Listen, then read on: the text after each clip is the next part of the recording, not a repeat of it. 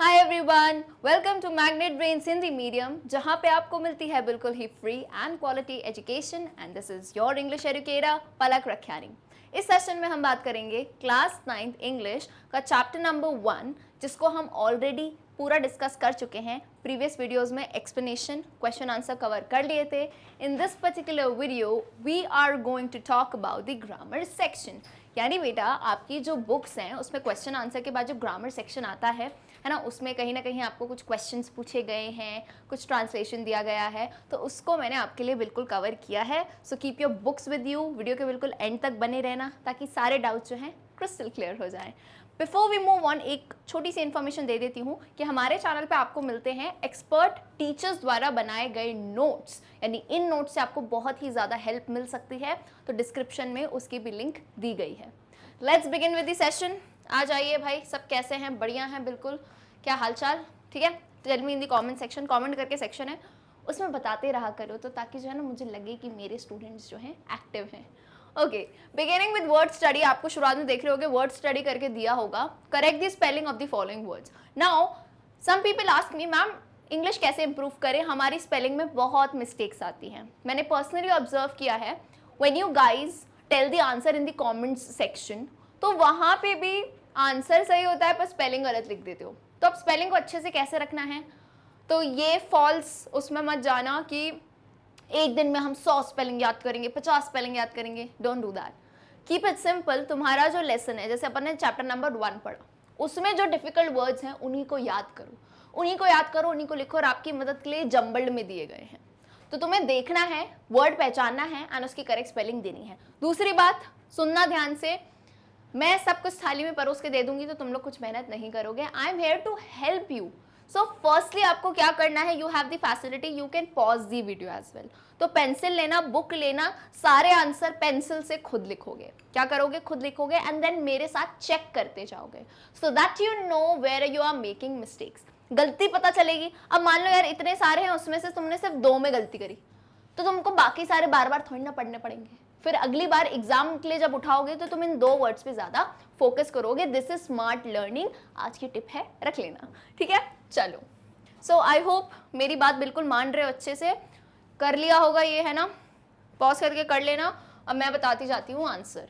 तो when I am seeing the first word, ये है आइडेंटिटी। अब जिसको सही स्पेलिंग नहीं पता है वो तो कहेगा मैम बढ़िया ही है, लेकिन इंग्लिश में ये बात है कि जैसा हम बोलते हैं जरूरी नहीं है वैसा हम लिखें, है ना? जैसे हिंदी में मैंने अगर बोला पलक, हिंदी में मैंने बोला पलक, तो वो पलक ही रहेगा, पलक।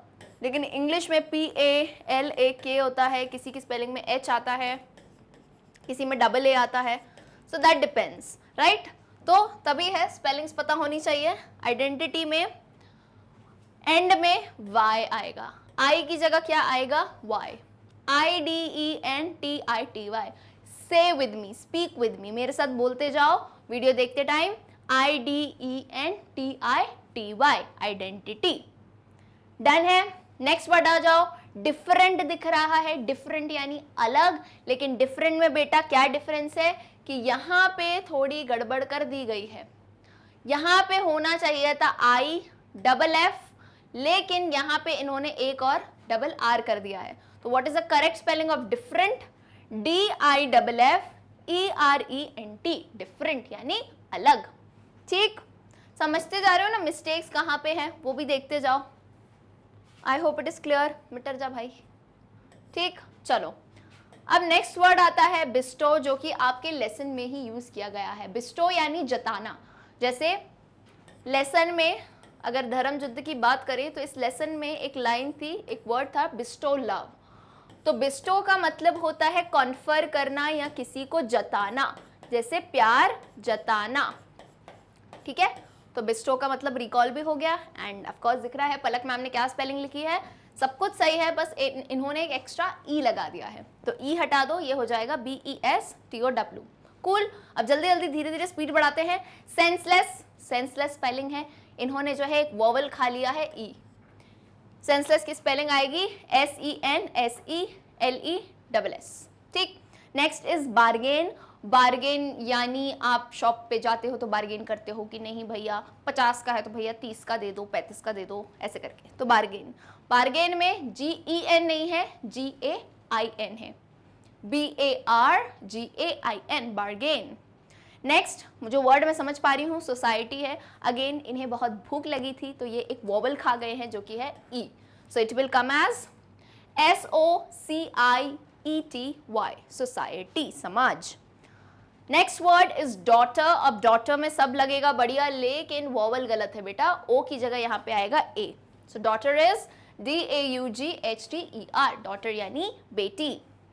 नेक्स्ट वर्ड इनजस्टिव लिखा है, but we know according to the lesson, नाइंसाफी की बात है, इनजस्टिस, तो वी की जगह बस आ जाएगा C, so the spelling is INJUSTICE, सही है। लास्ट वर्ड देखो बेटा, मैरिज है, मैरिज में अगेन भूख लगी थी, ई खा गए, लास्ट में ई लगेगा, MARRIAGE, marriage.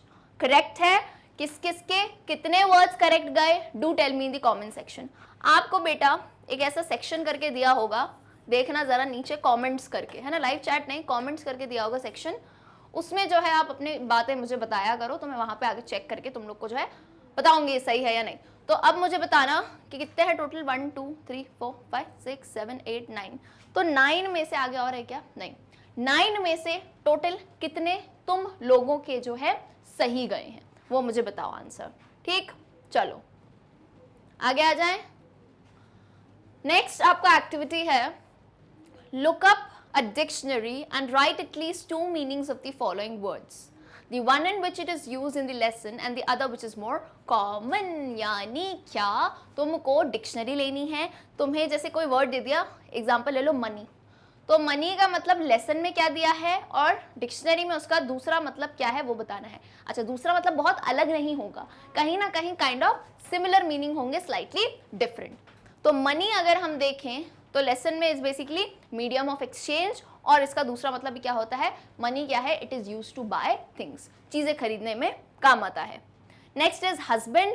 Husband, a man that a woman is married to. Husband किसे कह सकते हैं कि एक ऐसा आदमी जिसकी शादी किसी वुमन से हुई हो, उसे हस्बैंड कहते हैं। एंड दूसरा हल्का सा अलग मीनिंग क्या है, अ मैरिड मैन, बेसिकली एक शादीशुदा आदमी को भी हस्बैंड कहते हैं। अब इसमें डिफरेंस क्या है, क्योंकि भाई डिफरेंट टाइप की मैरिजेस भी होती है, कुछ कंट्रीज में ऐसा होता है boy even gets married to a boy, तो तुम पे फिर ये वाली डेफिनेशन काम नहीं करेगी, तो बेसिकली अ मैरिड मैन भी कह सकते हैं। ये 2 मीनिंग हुए। नेक्स्ट वर्ड आ जाओ, सेंट यानी संत, तो it is a Holi person, यानी कोई भी आप रिलीजन मानो उसमें जो एक होली पर्सन होता है, बोलते हैं ना भगवान, गॉड्स स्पेशल जो होते हैं, तो वो होते हैं सेंट। एंड सेंट का एक और मतलब होता है काइंड और पेशेंट पर्सन, एक काइंड या फिर बहुत ही ज़्यादा धैर्य वाला इंसान। Next is save.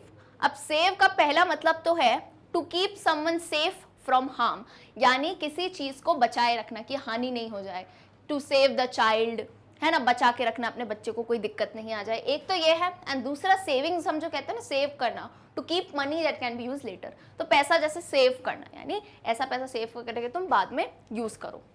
क्लियर है, बेसिक है काफी ये, तो आई थिंक इतना प्रॉब्लम नहीं आएगा। नेक्स्ट आ जाओ हेल। अब ये वर्ड लेसन में यूज किया गया था, जहां पद्मा की माता जी कहती हैं कि if a woman whose husband is dead, life to her is like hell, है ना, तो हेल बेसिकली नर्क होता है। तो एक हेल तो क्या है, a world where dead continue to exist, नर्क यानी जहां पे मरे हुए लोग जाते हैं and they continue to exist. दूसरा हेल के लिए हम क्या कह सकते हैं, हम कहते हैं what the hell, what is this happening, तो पेनफुल प्लेस या सिचुएशन, है ना, एक दर्दनाक situation. Now let's come to wanton. Wanton का बेसिकली मतलब होता है किसी चीज को डैमेज कर देना, मतलब होशो आवाज में नहीं, तुम चीजों को बस खराब कर रहे हो। एंड दूसरा है एन इनह्यूमन बिहेवियर, एक इनह्यूमन मतलब ह्यूमन बिहेवियर कैसा होता है, शांति होती है, तरीके से चीजें होती हैं, है कि नहीं, इंसान जानवर से क्यों अलग है भाई, है ना, तो इसीलिए वांटन को कहा गया है एन इनह्यूमन बिहेवियर, ह्यूमन जैसा बिहेवियर नहीं। ये 2 काइंड ऑफ मीनिंग हो गए इसके। नेक्स्ट आ जाओ चाइल्ड। अब चाइल्ड बहुत बेसिक वर्ड है, लेकिन चाइल्ड एक तो हम कहते हैं अ यंग बॉय और girl who is not adult, ऐसा यंग बच्चा या बच्ची जो कि अडल्ट नहीं है उसे चाइल्ड कहते हैं। और चाइल्ड पता है किसे कहते हैं, अ सन और डॉटर ऑफ एनी एज। अब तुम्हारे माँ बाप के लिए चाहे तुम 20 साल के हो, 30 साल के हो, 50 साल के भी हो जाओ, तुम तो चाइल्ड ही रहोगे उनके, है कि नहीं। तो एक चाइल्ड तो वो है जो अडल्ट नहीं है, उसे भी चाइल्ड कहते हैं। और अपने मम्मी पापा के लिए जो है हम भी क्या रहते हैं, चाइल्ड रहते हैं, अब चाहे किसी भी एज के हों।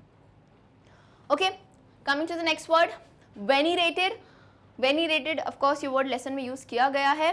तो वेनीरेटेड का मतलब होता है रिगार्ड विद रिस्पेक्ट, यानी किसी को बहुत ज़्यादा रिस्पेक्ट देना। जैसे कोई सेंट होता है ना, या कोई रिलीजियस पर्सन होता है, कोई पर्सनालिटी होती है बड़ी, तो उन्हें हम रिस्पेक्ट देते हैं, तो उसे वेनीरेटेड कहते हैं।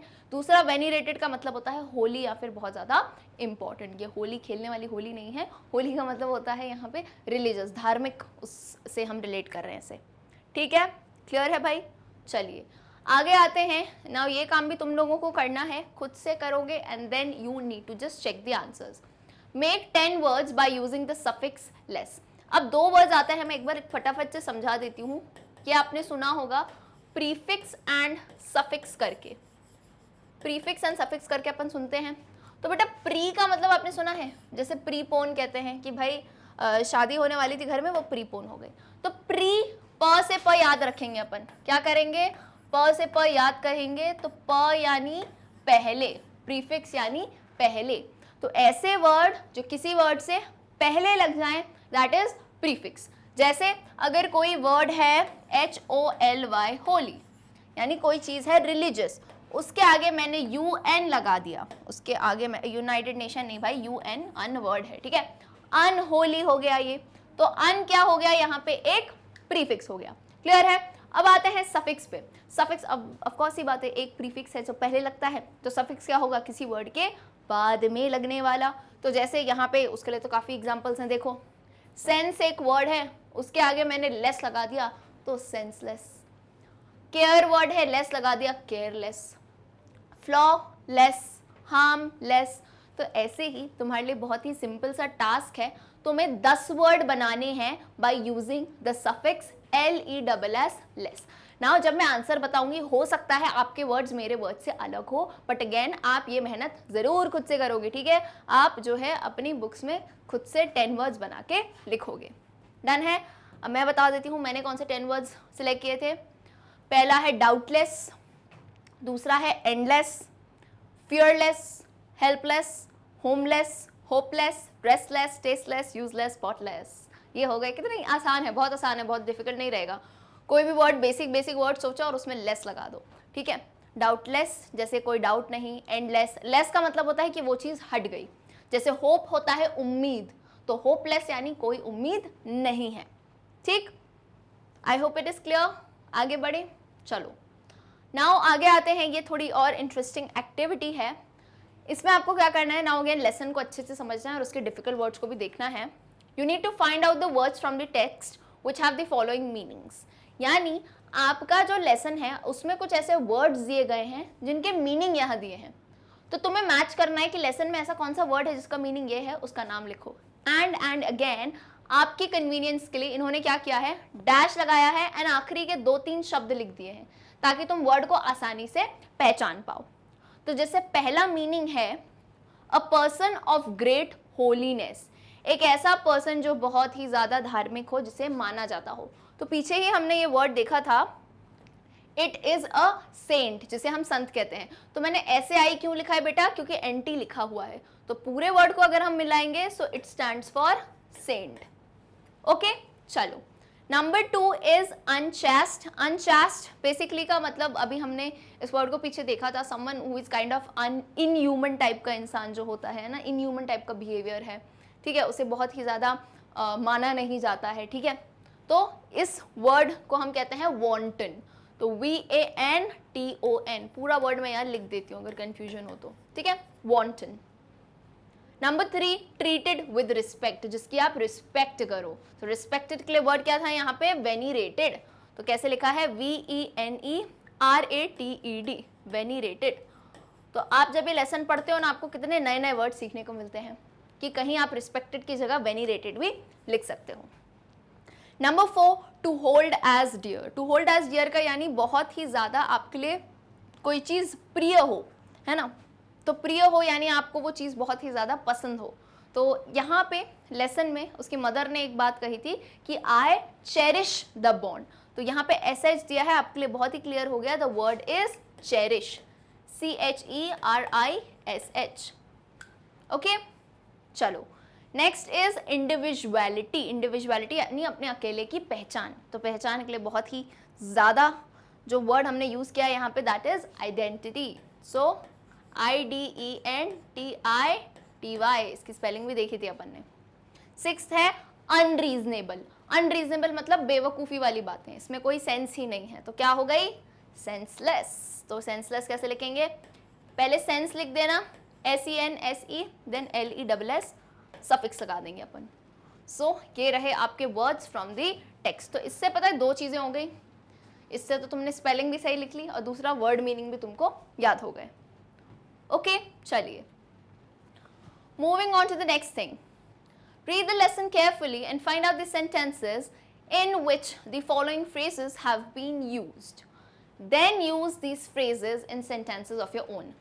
यानी क्या, आपको यहाँ पे कुछ phrases दिए गए हैं, जैसे care for, in any way, for equals, for one's sake. अब इनको क्या करना है, इनको आपको एक बार लेसन में देख लेना है किस तरह से यूज़ किए गए हैं, एंड देन आपको देखने के बाद अगर याद हो लेसन तो कोई दिक्कत नहीं है, आपको इनसे सेंटेंस बनाना है। फ्रेज सेंटेंसेस यानी एक बचपन में अपन ऐसे चीज़ पढ़ते थे ना, make sentences, word meaning make sentence, तो वो आपको करना है। अगेन खुद से कोशिश करो सेंटेंस बनाने की, है ना, उससे आपकी जो है इंग्लिश और ज़्यादा इंप्रूव होगी। And then look at the answers over here. I hope it is clear. So number 1 is care for, यानी किसी की चिंता करना, किसी की परवाह करना। So simple sentences you can make, one must care for pets, यानी किसी को जो है पेट्स की केयर करनी चाहिए। Number 2, in any way. In any का मतलब होता है किसी भी तरीके से। सो यहाँ पे सेंटेंस है, I can live in any way I want to, यानी मैं जैसे चाहूँ वैसे रह सकती हूँ। Number 3, for equals. For equals के लिए हमारा सेंटेंस है, they are working for equal rights, यानी इक्वल राइट्स के लिए, हक के लिए वो लड़ रहे हैं, वर्क कर रहे हैं, लड़ तो नहीं रहे हैं, काम कर रहे हैं, ठीक। नंबर 4, फॉर वंस सेक। अच्छा, इसको मैं कैसे समझाती हूँ, अपन यूजुअली कहता है ना कि यार भगवान के लिए ये मत कर या मेरे लिए ये मत कर, तो फॉर वन सेक का मतलब यही होता है। One sake, one has to raise voice for one's sake, यानी लोगों को जो है आवाज़ उठाने चाहिए, है ना, यानी अपने लिए किसी के लिए तुम्हें आवाज़ उठानी चाहिए। Number 5, what if. अब व्हाट इफ क्या होता है? व्हाट इफ यानी अगर अपन हिंदी में कहें तो कैसा होगा कि अपन, है ना, जैसे कैसा होगा कि अपन संडे को जो है मंदिर चलें, तो वही सेंटेंस यहाँ मैंने लिखा है, what if we go to a temple on Sunday, या what if I go to work tomorrow, ऐसा करके, या what if I take a holiday tomorrow, like that. Number 6, a place for bargaining. So the fish market seems like a place for bargaining. All the lesson में काफ़ी अलग था ये word, but again हमको अपना सेंटेंस बनाना है, तो हमने लिखा मच्छी मार्केट जो होता है वो एक ऐसी जगह है जहाँ पे आप बहुत ज़्यादा बार्गेन कर सकते हो, ठीक है, भाव में। So I hope it is clear. चलिए आप अपने sentences, you are free to make your own sentences. Coming to the last part of this whole lesson, grammar section का भी लास्ट पार्ट है ट्रांसलेशन, जो कि बहुत इंपॉर्टेंट है, specially for Bihar board students. आपको भैया ट्रांसलेशन के क्वेश्चन आते हैं English to Hindi, Hindi to English. अब इसमें टेंसेस की गलतियां कर देते हो कहीं ना कहीं, तो बहुत ज़्यादा प्रैक्टिस करो। अगेन जो है, टेक अ पॉज, क्विकली अपने हिसाब से आंसर लिखो पेंसिल से, ताकि तुम समझ पाओ कि तुम कहाँ स्टैंड करते हो in translation, and then check the answers. So what you need to do, translate the following sentences into English. पहला है, चोरी करना पाप है, नदी किनारे सांप है, वो नहीं लिखा है, लेकिन चोरी करना पाप है, ये कैसे बोलोगे भाई? So you will say stealing is a sin. Stealing मतलब होता है चोरी करना, पाप होता है सिन, ठीक है, तो stealing is a sin. Clear है? चलो नेक्स्ट आ जाओ। नंबर 2, बिना टिकट यात्रा करना दंडनीय अपराध है, यानी ट्रेन में अगर बेटा बिना टिकट यात्रा कर रहे हो तो दंडनीय, यानी इसकी तुम्हें सजा मिल सकती है, ये एक अपराध भी है जिसकी तुम्हें सजा मिलेगी। सो इसे क्या, तुमको आंसर कुछ नहीं लिखना, तुम्हें ट्रांसलेट करना है। सो travelling without a ticket is a punishable offence, it is a punishable offence. दंडनीय यानी पनिशेबल, अपराध यानी offence. I hope it is clear. Number 3, भूल करना मानवीय है, क्षमा करना दैवीय है। ये बहुत अच्छी लाइन है वैसे भी, कि कोई गलती करना जो है वो मानवीय यानी ह्यूमन वाला नेचर है, ह्यूमन बिहेवियर है, लेकिन किसी को भूल के बाद माफ़ कर देना, एक तो खुद भी माफ़ी मांगना और क्षमा करना, वो दैवीय है, यानी वो गॉडली टाइप की चीज़ है। कुछ लोग होते हैं ना, रिवेंज की भावना रखते हैं, हर बार किसने तो मेरे साथ ऐसा किया वैसा किया, तो जो क्षमा कर देते हैं वो और जो है देवी देवताओं के उसमें आते हैं भाई। सो इसको इंग्लिश में आपको लिखना है। ये अब मैं आपको बताती हूँ कि बोलोगे मैम ये हमें कैसे आएगा, तो अगेन तुम जितना पढ़ोगे बेटा, जितना चीज़ें सुनोगे, जितना इंग्लिश लिटरेचर पे ध्यान दोगे, तुम्हें आएगा। To err is human, to forgive is divine, ये बेसिकली एक लाइन है जो कि बहुत ज़्यादा चलती है, कोट बहुत ज़्यादा चला जाता है, कभी स्टेटस वेटस भी देखोगे ना लोग डालते हैं। टू अर इज ह्यूमन, अर यानी गलती करना, तो गलती करना इंसान का काम है। टू फॉरगिव इज डिवाइन, और जो माफ़ी दे दे वो डिवाइन है, वो दैवीय है। आई होप इट इज क्लियर, ठीक है। चलो इसकी जगह तुम चाहो तो तुम ये भी लिख सकते हो, to make a mistake is human और ह्यूमनली और human behaviour, but to forgive is divine और लाइक गॉड। तो वो काफ़ी बेसिक हो गया, this is a good one. चलो फोर्थ आ जाओ, तैरना एक अच्छा व्यायाम है, यानी swimming is a good exercise. तुम स्विम नहीं लिखोगे, ये सेंस क्या हुआ ट्रांसलेशन का, स्विम मत लिखना। क्या है ये, प्रेजेंट कंटिन्यूअस है, तैरना लिखा है उन्होंने, तैरना यानी स्विमिंग की बात हो रही है, तो swimming is a good exercise. Is it clear? Okay, moving on to number 5। सुबह में टहलना स्वास्थ्य के लिए लाभदायक है, यानी सुबह सुबह वॉक करना जो है स्वास्थ्य के लिए, it is very healthy for your body. So walking in the morning is beneficial for health. Beneficial यानी लाभदायक, लाभदायक के लिए हमने क्या लिखा, बेनिफिशियल। गुड मत लिख देना, अब गुड वो बच्चा लिखेगा जो ढंग से नहीं पढ़ रहा है इंग्लिश। यार इंग्लिश में तुमको रीडिंग करनी है काफी ज्यादा। बेनिफिशियल, लाभदायक की बात हो रही है, लाभ मिलता है, गुड तो अच्छा होता है, लाभदायक के लिए क्या बोलेंगे, बेनिफिशियल। ठीक है, बेनिफिशियल वर्ड कहाँ से आता है, बेनिफिट से आता है। किसके लिए लाभदायक है, स्वास्थ्य के लिए, स्वास्थ्य को क्या बोलोगे, हेल्थ। कूल, सही है। चलो भाई नंबर 6, बड़ों का आदर करना हमारा धर्म है। बिल्कुल सही बात है, बड़ों का आदर करना, चाहे घर में मम्मी पापा हो, रिश्तेदार हो, किसी से बनती हो नहीं बनती हो, कोई भी हो, बड़ों का हमेशा आदर करना चाहिए। सो अच्छी बात है भाई। अब इसका इंग्लिश क्या होगा, it is our religion to respect elders. हमारा धर्म है, यानी it is our religion to respect elders. धर्म के लिए रिलीजन यूज किया गया है, ठीक है।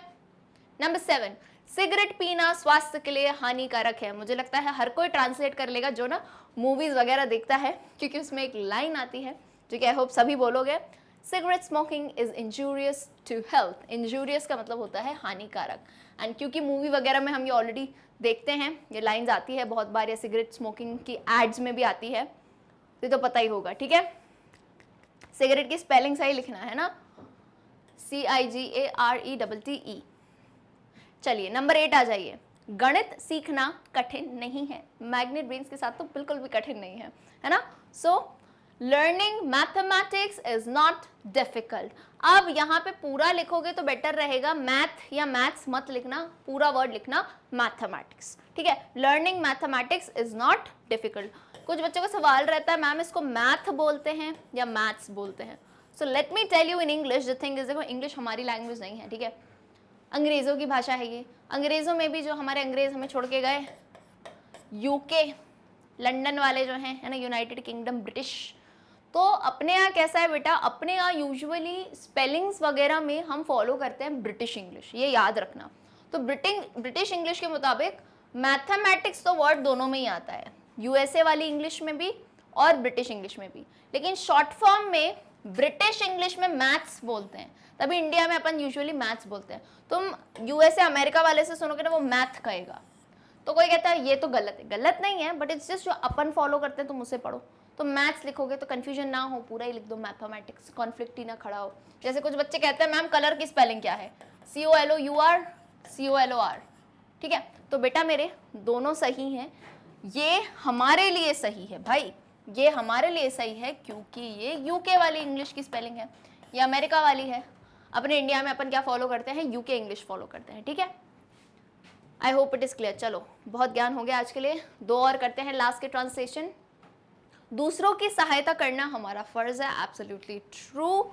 सो it is our duty to help others, ठीक है, फर्ज है यानी ये हमारी ड्यूटी है कि हमें दूसरों की मदद करनी चाहिए। एंड नंबर 10 लास्ट, बिना हेलमेट पहने स्कूटर चलाना खतरनाक है। जितने देख रहे हैं यहाँ पे बच्चे और स्पेशली लड़के जो है ना बहुत ही तेज गाड़ियाँ चलाते हैं, तो बेटा मेरे बिना हेलमेट पहन के स्कूटर ना चलाया करें।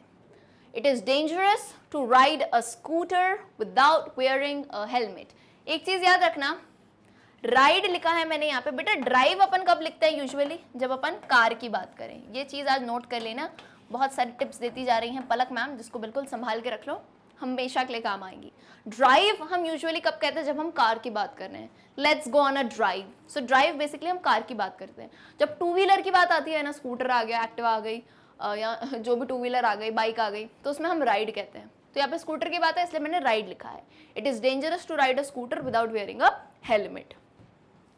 क्लियर है? कोई दिक्कत नहीं, दिक्कत नहीं है। अच्छा लगा है तो भाई do tell me in the comment section, मुझे भी मोटिवेटेड रखो। लाइक और शेयर जरूर करो इस वीडियो को भाई। मैग्नेट ब्रेन्स में हम दे रहे हैं बिल्कुल फ्री एजुकेशन। एंड अगर अपडेटेड रहना चाहते हो तो आप हमें जो है इंस्टाग्राम हैंडल पे भी फॉलो कर सकते हैं। सो पूरा चैप्टर कंप्लीट हो चुका है। नोट्स की लिंक, प्लेलिस्ट की लिंक आपको डिस्क्रिप्शन में मिल जाएगी। सो वहाँ जाओ, बहुत सारी पढ़ाई करो। See you all in the next session. Till then, good bye.